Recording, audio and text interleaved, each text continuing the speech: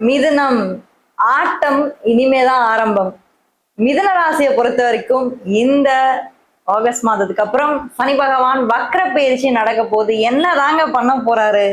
நல்லது நடக்குமா நடக்காதா அப்படின்ற கொஸ்டின் உங்களுக்கு மட்டும் இல்லை, எனக்குமே இருக்கு. வாங்க இந்த வீடியோல தெரிஞ்சுக்கலாம். வீடியோ தொடர்ந்து பாருங்க. அது மட்டும் இல்லாம நம்மளுடைய சேனலை இன்னமும் நீங்க சப்ஸ்கிரைப் பண்ணாமலே இருக்கீங்க அப்படின்னா மறக்காம சேனலை சப்ஸ்கிரைப் பண்ணி வச்சுட்டு தொடர்ந்து உங்களுடைய ஆதரவை கொடுத்துக்கிட்டே இருங்க. நீங்க என்ன ராசியில பிறந்தீங்க, என்ன நட்சத்திரத்துல பிறந்தீங்க அப்படின்றது கீழே சொன்னீங்க அப்படின்னா கண்டிப்பா நான் தெரிஞ்சுக்கிறேன்.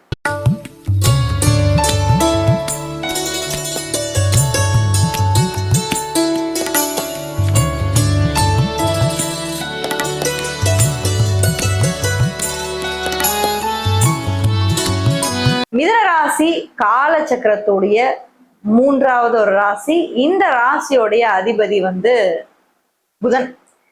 இந்த புதன் இந்த ஜூலை மாதத்துல கிரக நிலைகள், அதுக்கப்புறம் சனி பகவானோடைய இந்த வக்ர பயிற்சியும் நடந்துட்டு இருக்கு. செவ்வாய் உங்க ராசியிலே இருக்காரு. ஃபர்ஸ்ட் செவ்வாய் பயிற்சி அடைஞ்சு உங்க ராசிக்கு வந்திருக்காரு, அது ஒரு விஷயம். அடுத்து உங்களுடைய ராசியில இருந்து புதன், 2ஆம் இடத்துல புதன், சூரியன், குரு அமைப்புல இருக்கு. ராசிக்கு 3ஆம் இடம் சொல்லக்கூடிய முயற்சி ஸ்தானத்துல கேது பகவான் இருக்கிறது ஒரு தனி சிறப்பு. 4ஆம் இடத்துல தாங்க சுக்கிரனே நீசம் பெறாரு. இந்த மாதத்துல நம்ம பார்க்கும்போது, அடுத்து வரக்கூடிய நாட்கள் மாதங்கள் நம்ம பார்க்கும்போது வக்ர பயிற்சி அப்ப நடக்கும் போதே சனியோட வக்ர பார்வை சுக்கிரனோட வீட்டுல விழுது. அடுத்து 9ஆம் இடம் சொல்லக்கூடிய பாக்யஸ்தானத்துல ராகுவும், 10ஆம் இடம் சொல்லக்கூடிய தொழில் ஸ்தானத்துல இந்த சனி பகவானும் இருக்கார். இப்ப என்ன பண்ணலாம் கரியர் அப்படின்ற ஒரு விஷயம் வரும்போது இந்த 4 மாச காலம் எப்படி இருக்க போகுது அப்படின்னு நம்ம பார்த்தோம்னா, முதல் விஷயம் மிதுன ராசியை பொறுத்த வரைக்கும் ஒரு ரிலீஃப்னு தான் நான் சொல்லுவேன். சனி இப்போ வக்ரம் ஆயிட்டு இருக்காரு. பட் இந்த டைம்ல உங்களுக்கு குருவோட பார்வை அவருக்கு நேரடியா விழுந்துட்டு இருக்கு. ஒரு ரிலீஃப் கண்டிப்பா உங்களுக்கு கிடைக்கும். இப்ப தொழில் ரீதியா ஏதாவது நீங்க ஒரு முன்னேற்றம் பண்ண போறீங்க, இன்வெஸ்ட்மெண்ட்ஸ் பண்ண போறீங்க, ஏதாவது இன்வெஸ்டரை தேடிட்டு இருக்கீங்க வெளியே அப்படின்னா அதுவுமே உங்களுக்கு கிடைக்கக்கூடிய ஒரு காலகட்டம். ஏன்னா சனியோட பார்வையெல்லாம் பாருங்களேன், சனியோடைய பார்வைகள் ரொம்ப முக்கியம். நிறைய பேருக்கு தெரிய மாட்டேங்குது சனிக்கு பார்வை பலம் ஒண்ணு இருக்கு அப்படின்னு. அது நான் இந்த வீடியோல உங்களுக்கு தெளிவா சொல்லிடுறேன். ஏன்னா சனி தன்னுடைய 3ஆம் பார்வையா 12ஆம் வீட்டை பாக்குறாரு, தன்னுடைய 7ஆம் பார்வையா 4ஆம் வீட்டை பாக்குறாரு, தன்னுடைய 10ஆம் பார்வையா 7ஆம் வீட்டை பாக்குறாரு. சோ இந்த 12ஆம் வீட்டை பார்க்கக்கூடிய இந்த சனி பகவானுக்கு ஒரு சிறப்பு அம்சம் இருக்கு. முதல் விஷயம், உங்களுடைய அந்த இன்வெஸ்ட்மெண்ட்ஸை இன்க்ரீஸ் பண்றதுக்கான வாய்ப்புகள் இருக்கு, விரயங்களை குறைக்கிறதுக்கான வாய்ப்புகள் இருக்கு. ஸோ தொழில் ரீதியாக இன்வெஸ்ட்மெண்ட் பண்ண போறீங்கன்னா இந்த டெஃபர்டா 4 மாச காலம் உங்களுக்கு ஹெல்ப் பண்ணும். அடுத்து 4ஆம் வீடு. 4ஆம் வீட்டுல ஆல்ரெடி சுக்கிரன் இந்த இடத்துல உங்களுக்கு நீச்சமாயிருக்காரு, அது எல்லாருக்குமே தெரியும். என்ன நீங்க கேர்ஃபுல்லா இருக்கணும் அப்படின்னா, இந்த காலகட்டத்துல மிதுன ராசிக்காரங்க எதிர்ப்பாளர்ல கொஞ்சம் கேர்ஃபுல்லா இருங்க. ஏன்னா 4ஆம் இடம் அப்படின்றது நம்மளுடைய சுகம் அண்ட் நம்மளுடைய ஹாப்பினஸ். இந்த இடத்துல நீச்சம் பெறக்கூடிய அந்த சுக்கிர பகவானுடைய சனியோட பார்வை விழுறதுனால ஒர்க் ரிலேட்டடா இருக்கக்கூடிய இடத்துலதான் நிச்சயமா உங்களுக்கு ஒரு சில இடையூறுகளும் தேவையில்லாத விஷயங்களை இன்வால்வ் பண்ணிக்கிறதும் வேணாம். ஏன்னா 10ன்றது வேலை தொழில், 4 அப்படின்றது உங்களுடைய அந்த மனசுல இருக்கக்கூடிய சந்தோஷங்கள், ஆசைகள், இதெல்லாம். ஸோ 10-4 இந்த இடத்துல இன்டர் கனெக்ட் ஆகும்போது வேலையில கவனம் தேவை, அவசரப்பட்டு முடிவுகள் எடுக்கக்கூடாது. இன்னொரு 3ஆவதான முக்கியமான விஷயம், யாரோட பழகிறீங்க, என்ன பழகிறீங்க அப்படின்ற ஒரு விஷயத்த மட்டும் தெளிவா நீங்க யோசிச்சு பழங்க. உங்க சர்க்கிளை நீங்க குறைச்சிக்கோங்க. தேவையில்லாத ஆட்களோட பழகும் போது நிச்சயம் அவங்களுடைய அந்த இன்ஃப்ளூயன்ஸ் உங்க லைஃபை பாதிக்கும். அது மட்டும் நீங்க பார்த்துக்கணும். அடுத்து ராசிக்கு 7ஆம் வீட்டுல சனியோட பார்வை விழுது. 7 அப்படின்றது அகெயின் உங்களுக்கு இந்த ரிலேஷன்ஷிப், மேரேஜ், இந்த மாதிரி விஷயங்கள் வரும்போது சனி என்ன பண்ண போறாரு இந்த அடுத்து ஒரு 4 மாச காலம் நம்ம பார்த்தோம்னா, ஏற்கனவே நமக்கு ஆல்ரெடி நிறைய பிரச்சனைகள் நம்ம ஃபேஸ் பண்ணிட்டு தான் இருக்கும். மேரேஜ் பண்ற ஒரு வாய்ப்புகள் இருந்தாலும் தட்டி போகுது, தள்ளி போகுது அப்படின்ற மாதிரிதான் எப்பயுமே மிதுனம் யோசிச்சுக்கிட்டே இருக்கோம். என்னடா இது மேரேஜ் பண்ற மாதிரி வருது, ஆனா அந்த இடத்துல ஏதோ தட்டி போகுதுன்னா அதுக்கு காரணம் சனியோட பார்வை 7ல இருக்கு. சனி என்ன சொல்லிட்டு இருக்காருன்னா, இன்னும் நீங்க பக்குவப்படலை.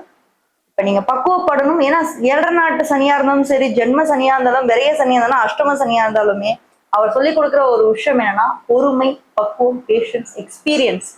அப்போ 7க்கே சனியோட பார்வை உங்களுக்கு இந்த டைம்ல விழுறதுனால அந்த இடத்துல உங்களுக்கு பக்குவத்தை சனி கண்டிப்பா சொல்லி கொடுத்து லேட்டான மேரேஜ் பண்ணி வச்சாலும் அது ஒரு நல்ல ஒரு லாங் லாஸ்டிங்கா நீடிக்கக்கூடிய ஒரு மேரேஜை கண்டிப்பா பண்ணி வைப்பாரு. இதெல்லாம் தான் சனி நல்லது பண்ணுவாரு. ஏன்னா அவருக்கு எடுக்கக்கூடிய வாய்ப்புகள் இல்லைங்க. நிறைய பேர் என்னன்னா அவரே நம்மளுக்கு ஜாதக ரீதியா நம்ம பார்க்கும்போது மிதுனத்துக்கு அட்டமாதிபதியாவும் வராரு, 9ஆம் இடம் பாக்கியஸ்தானாதிபதியாவும் வராரு. சோ அப்ப தந்தையே உங்களுக்கு எதிரியா மாறும். தந்தையாலேயே உங்களுக்கு சில பிரச்சனைகள் வரும். அவருடைய ஆயுள் ஆரோக்கியங்களுக்கும் இந்த 4 மாத காலம் நீங்க ஹெல்த் வைஸ் கண்டிப்பா பாத்துக்கணும். ஏன்னா அட்டமாதிபதி 9ஆம் இடத்தோட அதிபதி வந்து பின்னோக்கி நகர போறாரு. அப்ப அவரோட ஹெல்த் ஆரோக்கியம் தேவையில்லாத செலவுகள் ஏதாவது வந்ததுன்னா அதையும் நீங்க அவாய்ட் பண்ணிக்கோங்க. நிச்சயமா ஹாஸ்பிட்டல் செலவு வரும். ஏன்னா 12ஆம் வீடு வரையும் சனது பாக்குறாரு இல்லையா? அப்ப கண்டிப்பா நீங்க வந்து அவருக்காக ஹாஸ்பிட்டல் செலவு இதெல்லாம் நீங்க பண்றதுக்கான வாய்ப்புகள் எல்லாமே ஏற்படும். அதனால நீங்க கொஞ்சம் கவனக்குறைபாடா இருக்காதீங்க. அதே மாதிரி நிறைய டிராவல் பண்றதுக்கும் வாய்ப்பு இருக்கு மிதுனத்துக்கு. ஏன்னா 12ஆம் வீடு 4ஆம் வீடு 7ஆம் வீடை தொடர்பு கொள்ளும் போது நிறைய டிராவலிங் போயிட்டு வர்றதுக்குமே வந்து வாய்ப்பு இருக்கு. அந்த டிராவலிங்ல நமக்கு நன்மையா தீமையா அப்படின்றது அவரவர் சுய ஜாதகம் தான் அகெயின். ஏன்னா உங்களுடைய சுய ஜாதக ரீதியா எந்தெந்த விஷயங்கள் அப்படின்றத வந்து உங்க சுய ஜாதக ரீதியா நம்ம பார்க்க முடியும். அது பாதகமான பலனை கொடுக்குமா இல்ல சாதகமான பலனை கொடுக்குமா அப்படின்றது அவரவர் ஜாதகத்தை பொறுத்து இருக்கு. சரி, படிப்பு சார்ந்த விஷயங்கள சனி என்ன பண்ண போறாரு இந்த 4 மாச காலம்? ஏதாவது என்னதான் இருக்கு, ஏதாவது வாய்ப்புகள் இருக்கு அப்படின்னு பார்த்தோம்னா 5ஆம் இடம் 9ஆம் இடம் சனியே தான் உங்களுக்கு பாக்யாதிபதி யோகாதிபதியா வர்றாரு. ஸோ 9ல ஆல்ரெடி நம்மளுக்கு ராகு இருக்கு. படிக்கிறதுல தடை, அந்த இடத்துல ஒரு டிஸ்டர்பன்ஸ் கொடுக்கறது, இல்ல வெளிநாட்டு போனோம் அப்படின்னா அந்த இடத்துலயும் நம்மளுக்கு வாய்ப்புகளை கிரியேட் பண்ணி கொடுத்துட்டு ஏதோ ஒரு இடத்துல போய் கட் பண்ணி விடுறது, இதெல்லாம் பண்ணிட்டு இருக்கும்.